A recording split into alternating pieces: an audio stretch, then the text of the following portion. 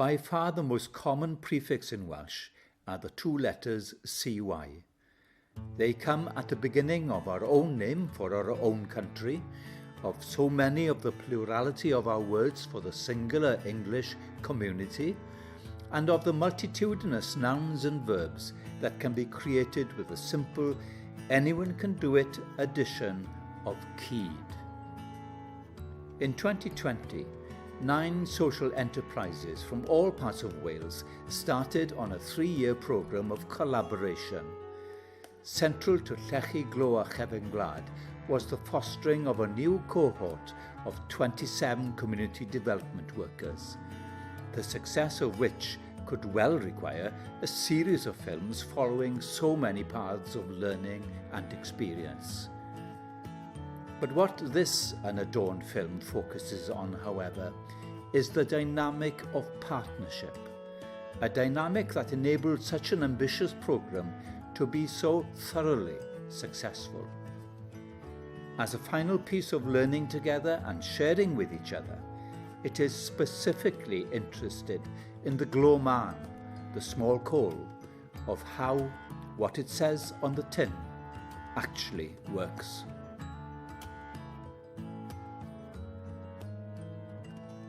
So mae Llechi a Chefn Gwlad yn casgliad o 9 mudiad o'r Gogledd Cymru yn Gwynedd, y Llechi, 3 yn y Cymoedd, y Glo, a 3 a dros canolbarth a gorllewin Cymru, Cefn Gwlad. A dyn ni wedi bod yn cwrdd ers 3 mlynedd, wedi cael pres gan y sefydliad ranc. Un neu 2 peth, un ydy i cyflogi arweinwyr cymunedol. Mae mwyafrif ohonyn nhw wedi bod yn bobl ifanc, ond nid i gyd. A mae'r bob mudiad fel yr orsaf wedi dewis pa maes maen nhw eisiau gweithio ynddo. And that common thread is that we work within communities. And it doesn't have to be a geographical community. It can be a community of farmers or a community of carers, or it can be within a geography. But we all have that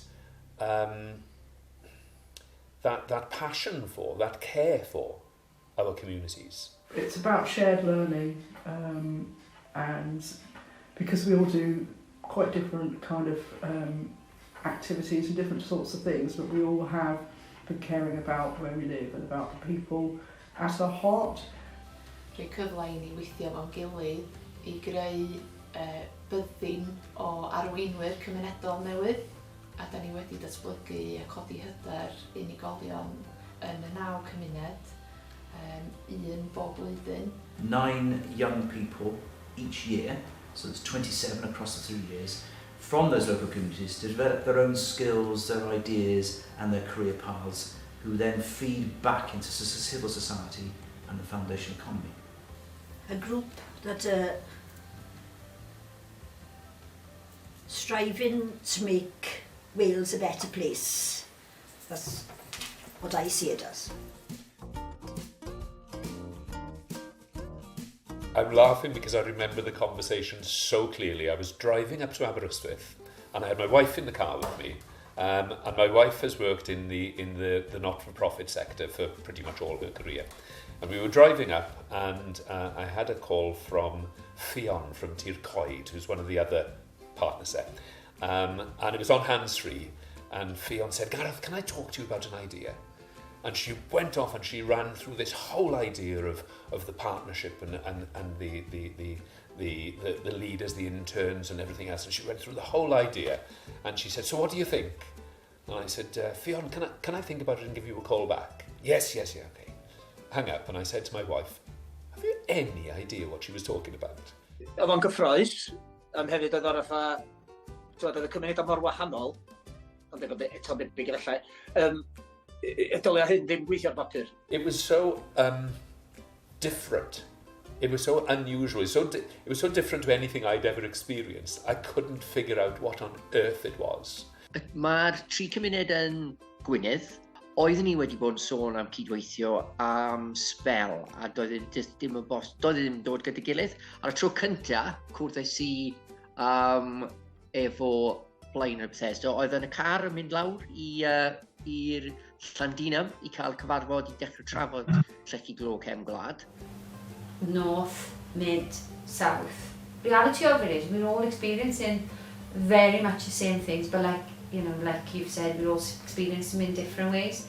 My first experience of working in the not-for-profit sector running Tir Dewi.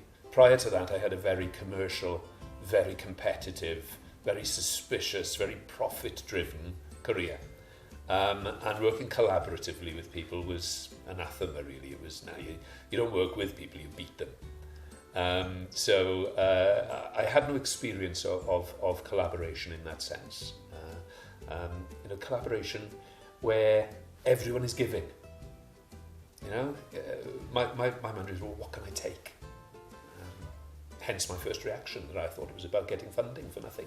And so I really didn't get it, to be honest, at all. I couldn't quite see how these very different organisations would be able to get something that would work for everybody. Yn ymarferol, mi weithiodd yn wych dros y 3 blynedd dwytha. Mae wedi bod yn anhygoel o brofiad. It does massively. It shouldn't work at all. We shouldn't understand each other. How does it work? It does work. It does, absolutely it does work. It did work, and still working. It works because we all care. We all care. We care about different specifics. I care about farmers and farming families and those who are perhaps disadvantaged and struggling. Yeah? But the other organisations care about their communities and the individuals within those communities who are maybe disadvantaged and struggling.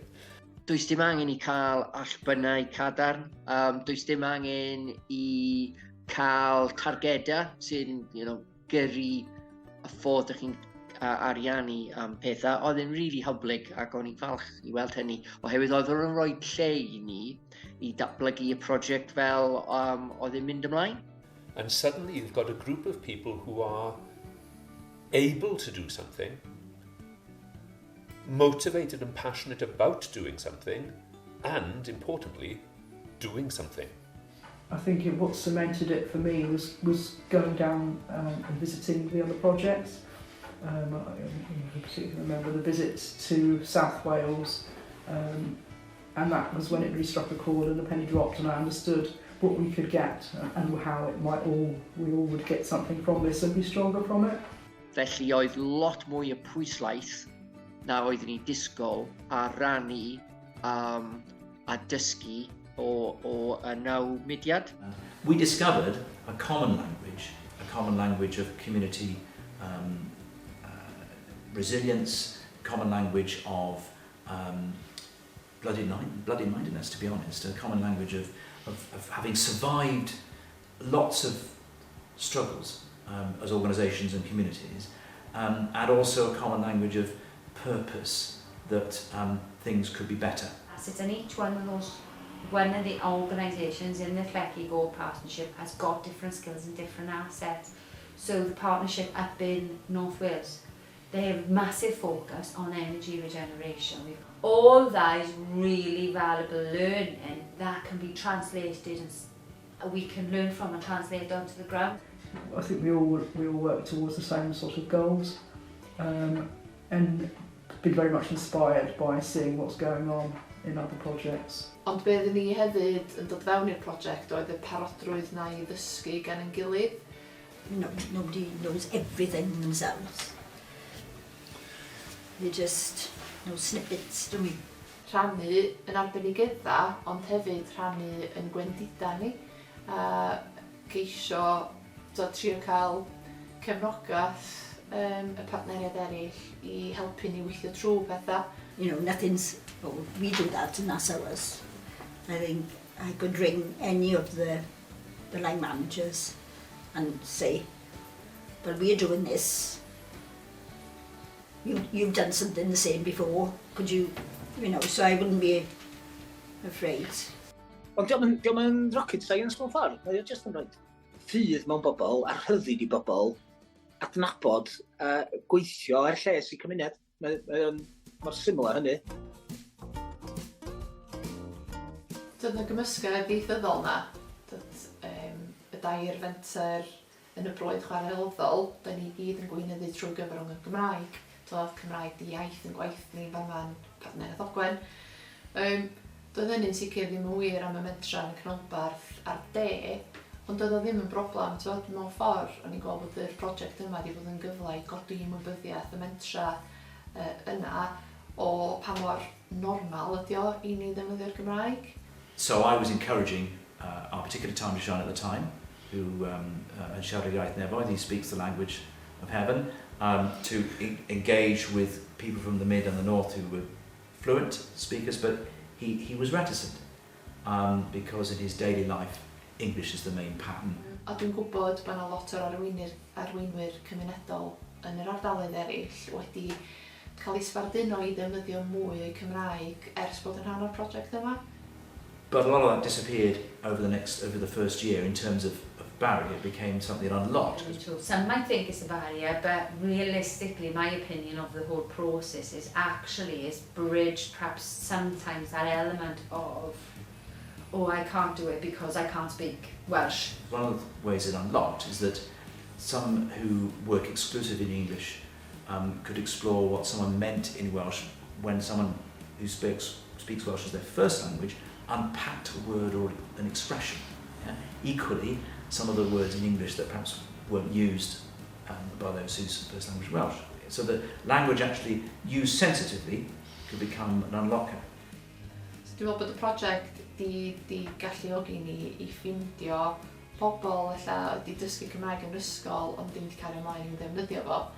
Mae wedi bod yn gyfle i feithrin hyder a codi ymwybyddiaeth bod y Gymraeg yn iaith mentra cymdeithasol, bod hi'n iaith gweithleoedd naturiol, dim just yn y cadanleoedd, dim just yng Ngwynedd, ond hefyd mewn llefydd eraill. A ti'n meddwl, mae'n rhywbeth efallai nhw'n i byth brofi eto mewn ffordd, y sioc ma i'r system, i'r cymunedau, beth sy'n digwydd nesaf, sut ydyn ni'n delio efo hyn. Un o'r peth efo Covid oedd yn ffosio pawb i ail-asesu be oedden nhw'n wneud. Mewn ffordd oedd e'n angen i mynd yn ôl i basics o sut ni'n cefnogi bobl a beth oedd y purpose o bob mudiad. I mean, COVID changed what we're doing at Tir Dewi. Yeah, we had to work in very different ways, and each of the 9 partners had to do as well. So oedd o'n beth mawr, doedd ar gyfwng byd eang, a nina fel mentra cymunedol bach yn trio handlo'r argyfwng yna a trio bod yn garedig mewn cymuned ac yn gweithredu lawer cyflymach na lot o asiantaethau cyhoeddus achos oedd hynna mewn stad o paralysis. A nath ni gario ymlaen i fynd. Dros nos oedden ni'n newid i cefnogi bobl efo Covid. So oedd hwn yn efo siopa, casglu prescriptions, fod ar diwedd y ffôn i sicrhau doedd bobl ddim yn unig, trefnu liftiau. Ni'n nabod yn cymunedau, bod ni'n gwybod pwy fysa angen, a hefyd bod gennym ni'r rhwydwaith na wirfoddolwyr ar y lawr gwlad oedd yn barod i fynd i helpu i wneud negas, i gasglu prescription, i helpu cymdogion. Ti jyst yn mynd yn ôl i'r hen egwyddorion, dyna pwy ydyn ni de, helpu'n gilydd. I find it very difficult to believe that I'm going to say this, but thank goodness for Zoom. Ac efallai, petai Covid ddim wedi digwydd, rhyw 4-5 cyfarfod fysa ni wedi cael wyneb o wyneb. Ond debyg, yn ystod Covid, mi oedden ni'n cyfarfod yn wythnosol ar Zoom, ond mi oedden ni'n rhannu pryderon, rhannu syniadau, rhannu... And it became almost like, I wouldn't say therapy, but it was a bit like an action learning set, without being called that. Every now and again, someone would either be down, or there would be a particular community issue, or both, and they would tell the story. And then people would ask questions, offer supportive comments, and think through what that might look like. And of course, you've only got to wait till next week, see people say, so how did that go? Well, the support was there, and it was that continuity as well. It meant that you knew that was always going to be there in a way, you know, when maybe other things were a little bit unknown, and it was changing, things were changing fast, and we were all having to adapt our delivery to go online and do all sorts of other stuff that we hadn't maybe done before. And so that was all challenging, so I think it gave a bit of continuity and knowing that other people were in the same boat. Yn ystod y cyfnod clo, mi oedd cyfarfodydd Llechi Gwlad Chefn Gwlad yn eithriadol o bwysig. o safbwynt iechyd meddwl y staff a'r bobl rownd y bwrdd a just gallu trafod. Because we were thrown into a crisis with the COVID situation, and actually the online stuff strengthened the partnership. It's made us more, I think it's made us value the concept of meeting more as well. It was very important to be able to have those meetings. It was very important to be able to catch up with what others were doing. But also, we've all experienced this, but also when COVID restrictions lifted and we were able to all get together, it was like meeting family. I think that is tremendous, the impact. How often do you have local people coming into this sector, wanting to do stuff for their community, and then being offered the opportunity to see other communities across Wales and how they work? Often we just come into your organisation, you end up staying here, and then it's just all you know is how you work. So yeah, no, that's been the biggest value really, is that these leaders have got to see a real broad view of the work across Wales. They are buying into a whole package.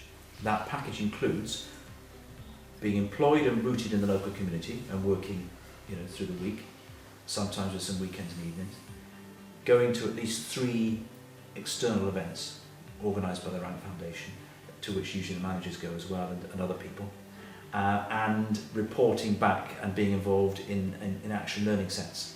So there's a whole package of continuing professional development that they buy in from the get-go. Ond hefyd y cyrsia, maen nhw wedi gwneud cyrsia datblygu cymunedol efo sylfaen cymunedol, a dwi'n meddwl bod hynna wedi bod o fydd anhygoel. Os oes y math yna addysg yn bodoli yng Nghymru ar hyn o bryd, dwi'n gwybod bod y prifysgolion ddim yn gwneud cyrsia cymunedol ddim mwy. Mae addysg gydol oes ar ei luniau. Ond gobeithio fydden ni gyd yn dysgu maths tan fydden ni'n 18. So mae'r elfen bugeiliol o gynllun Llechi Chefn Gwlad, mae'r buddsoddiad bugeiliol yna wedi bod yn enfawr. Hynny a hefyd yr arbenigedd datblygu cymunedol yna, so maen nhw gyd wedi bod trwy'r cwrs datblygu cymunedol, efo Fal yn sylfaen. A i fi, allai'n meddwl am unrhyw gynllun sydd wedi dod trwy Llywodraeth Cymru neu Llywodraeth San Steffan sydd wedi dod efo gymaint o adnoddau bugeiliol i edrych ar ôl y bobl ifanc. We are part of a UK-wide rank network that feeds and reads and learns together, and meets together. But we're also part of the Llechi Chefn Gwlad Wales-based bilingual foundation economy group, which I would say is probably more intense and closer because we see more of each other. And that has had an enormous impact on the 3 time to shoners that we've had. Building the confidence, and I think it did, and then they started meeting on their own then, in terms, they become a little family that support each other. Their confidence grow much faster probably than it would have done because they've got that peer support. Some lifelong friendships will be happening there without doubt. It's great, because some of them, watch them all grow, and it's been amazing watching them grow. So I remember people in tears and things like that at the beginning where they had to be put in situations where they weren't comfortable, maybe having to present or something like that. And they can't shut them up. Dwi wedi dysgu llwyth amdan, dwi wedi dysgu'r grefft o gwrando, o rhannu, o gweld a dysgu. Dwi wedi dysgu, dwi'n meddwl na rhannu, gweld, gwrando a dysgu, da ni wedi gwneud ar hyd y broses yma, da ni wedi bod yn agorad iawn iddo fo. It's enabled me to have a much wider view of, this will sound very grand, but a much wider view of what we are doing at Tir Dewi, but a much wider view of the community in which we're impacting, and the wider community beyond just farmers.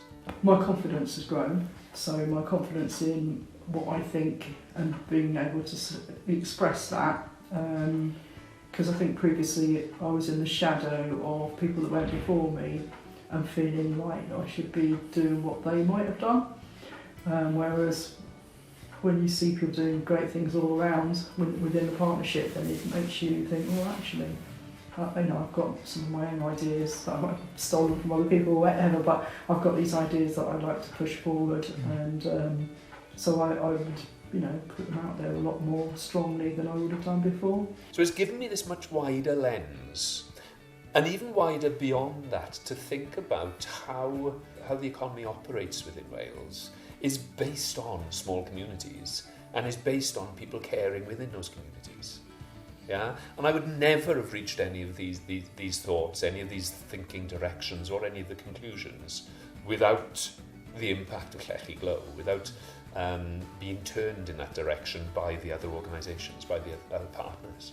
But being part of the partnership helped me personally to expand my thinking and look outside, because you often get so caught up in everything that you're doing that you're always, looking inward, and going out, meeting each other, the partners, and going to look at their projects made you look more outwardly, and then you just look at things in a bigger way, and see your part within everything else that's going on, and see how you fit with that a bit better. I think it's given me a broader perspective on what's out there, helped me to look beyond Rhondda and South Wales. I think it's given me a clearer perspective on the diversity within Wales, diversity of thoughts, diversity of language and approach. Because you've got to reflect that sometimes communities get a little bit tired, and it can't always be bump, bump, bump, but sometimes you just need a little spark, and that's what this, for me, as a partnership, enables. Ar hyd y blynyddoedd, dwi wedi gweithio o gymaint o asiantaethau gyhoeddus sydd yn cyfeirio chdi at hyn a llall. Ond be di'r rhwydwaith yma ydy bobl ti'n gallu codi'r ffôn. Ti wedi clywed am hwn? Be mae grant yma'n meddwl? Be ydy'r criteria yma? Mae'n berthynas fatha lle da ni gyd ar yr un lefel a ti'n ofyn gofyn cwestiwn. So dio ddim yn beiriant yn cyfeirio chdi at wefan ac yn e-bostio dolen i chdi neu rhywbeth. So mae wedi bod yn gret fel yna. Coming back from some of the visits, I was absolutely buzzing, and came back talking really passionately about things and all excited and feeling really energised by seeing what was going on and spending that time with other people that are so positive. So obviously I've come back raving on about stuff, and so that's had an impact on other people because they've seen the impact on me, so they want a little piece of that then, don't they? Os oedd 'na rhywbeth yn llwyddo mewn un cymuned, wel, oedd y syniad yn cael ei drawsblannu a'i efelychu mewn cymuned arall. So enghraifft, mae criw siop Griffiths a Nina wedi bod yn datblygu food share, cynllun rhannu bwyd. So mae gen ni pantry pesta fama. Felly, da ni wedi bod yn rhannu profiadau o ran sut i sefydlu pethau yma. Mewn 3 mis byddwn ni'n agor canolfan Mentigarwch i pobl ifanc. A oedd y spark ar gyfer hynny yn dod o cyflwyniad gan un o'r partneriaid. Oedd e'n really clear i ni, oedd angen i ni datblygu rhywbeth fel hynny ar ôl clywed am be oedd bobl eraill yn wneud. So when we visited Pengroes, the cars, the electric cars, I mean it's work in progress, but that really has inspired us to think, right, okay, we need to be really thinking about offering energy locally, electric, the potential of electric cars and renewable energies, because what that has demonstrated that a community group can do it. So dyn ni byth yn gwybod pan mae cyfleoedd yn dod, bydd rhywbeth o y trafodaethau dyn ni wedi cael, bydd e'n cefnogi ein meddwl ar ein gweithredu. As a direct response really to the seeing how that's worked in the partnership within our work here now, we've been doing much more with other organisations locally as well, but they're kind of like the glue, if you like, to enable more things to happen. Rhaid roed ymys ar un peth arbennig dwi wedi dysgu, dwi'n teimlo bod fi wedi tyfu fel person Ond ella bod hynna hefyd am bod fi'n mynd yn hen. You can tell by my accent I'm not from Aberystwyth originally, you know, I'm an outsider coming in, but I feel like I've grown into my place here because I get the history and I get the ripples of the past and how important they are here and now, because I've taken a bit of time to, you know, think about that and feel it, and you know, I love living here, and I understand the love for the landscape and your part within it, and you just feel that really strongly through this partnership as well. It's that, you know, really caring not just about the people but about the landscape as well, and where you are within it. So I suppose the relationships, you still have those relationships. You know, you still be able to, hi Julie, how are you doing? You know, can we pop over? You know, we're coming to an end now, but I don't think the momentum has dwindled. I think it's still going along because nobody wants to finish. Y cyfeillgarwch, uwchlaw popeth dwi'n meddwl. Y rhwydwaith hefyd, tod yr unigolion na ti'n gwybod, ellai ymddiriad yn hein, ellai godi'r ffôn, ellai sgwrsio fy nhw ymlaen y gwahanol bethau. Or, you know, Mel, can we, you know, I've got a great group of people who are really interested in energy regeneration. Can we come and have a conversation about your microhydro scheme? Would you be okay for us to come up and visit? Those links and connections are still there? Gwaddol amlwg ydy bod lot o'r arweinwyr cymunedol wedi cael gwaith efo'r mentra, a bod nhw'n parhau i weithredu fel arweinwyr cymunedol. Ac ambell un di gadael y sefydliadau, ond maen nhw dal di cael yr rhyddin na o weithredu cymunedol efo ni. Wel, maen nhw di mynd â hwnna efo nhw, a gobeithio bod nhw'n defnyddio fo wan yn lle bynnag maen nhw yn y byd. Ar un y bryd, da ni trio i creu rhywbeth tebyg i Llechi Glo Chefn Gwlad ar lefel Gwynedd. So mae hwn wedi dod yn uniongyrchol o'n profiad o'r Llechi Glo ar y rhwydwaith yna. So da ni trio i helpu creu y rhwydwaith tebyg yn Gwynedd ar un y bryd. Dwi'n meddwl bod y math yma o gynllun yn hanfodol i dyfodol gwaith cymunedol ar draws Cymru. Ac yn hynny yn rhywbeth fel Arfor er enghraifft. Dwi'n meddwl bod yna potensial aruthrol i meithrin gweithwyr cymunedol Cymraeg o fewn i cymunedau. Buddsoddiad yna mewn codi hyder, unigolion, yn ei gallu nhw i weithredu yn gymunedol ac bydd i cymunedau. So mae hwnna wedi bod yn bwysig a mae wedi bod yn buddsoddiad amhrisiadwy. Mae wedi bod yn buddsoddiad gwerthfawr iawn yn ein prosiectau ni. Cos doedd ddim lot o strings, oedd ddim mwy am datblygu y pobl a datblygu ni fel reolwyr, a dwi'n meddwl mae wedi gweithio.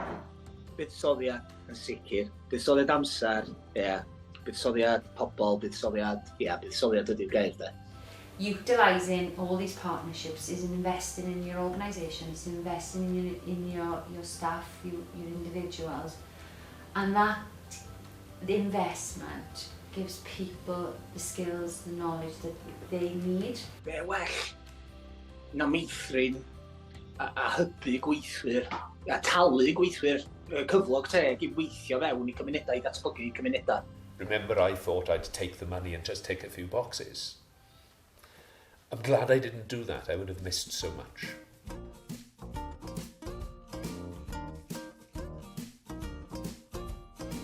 Angerdd at ddatblygu cymunedol. Mae hwnna'n hollol allweddol. Well, we're all like-minded. We all want to bring about social change. We all want to learn. We all want to improve our communities. Pob ar unigolion sy'n gweithio efo mudiadau sy'n rhan o Llechi Glo Chefn Gwlad.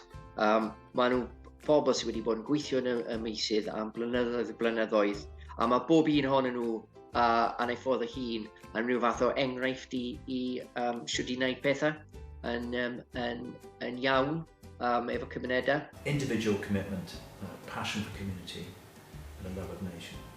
A hefyd arweinwyr eu hunan, cos nhw oedd ffocws y prosiect.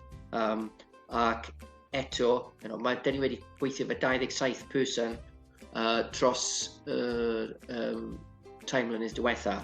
Ac dwi'n bob un wedi dod efo rhywbeth gwahanol I eu mudiadau nhw, eu hunain, ac i'r rhwydwaith. A heart and a reason for us to start speaking to each other. Knowledge, sharing.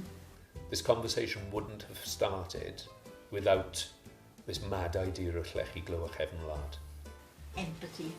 It's the common link of having the leaders and all feeling responsible for their developments and their broadening, which has brought us as managers to the same conclusions and the same benefits.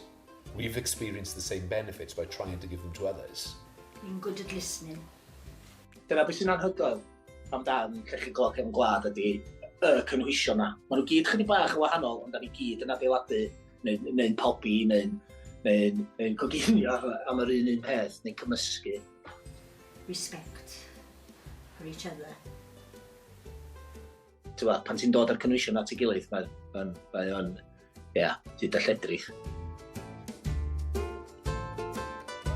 Da ni'n mynd I cyffwrdd yr ochrau beth sy'n bosib. Mae o mor gyffroes beth sy'n bosib.